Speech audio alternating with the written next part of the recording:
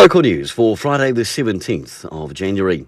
Celebrating 180 years since the signing of the Treaty of Waitangi, this year's Waifest will see Herbs Acoustic and Maisie Rika perform at Masterton's Queen Elizabeth Park.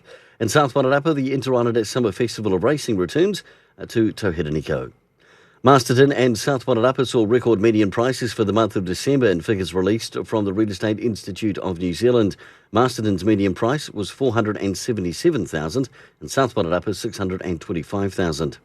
And the Lower North Island Waterways competition takes place in Carrington tomorrow. 5 fighting teams will compete from Wellington, Wairarapa and Hawke's Bay from 9 a.m. at Carrington Park in Carrington.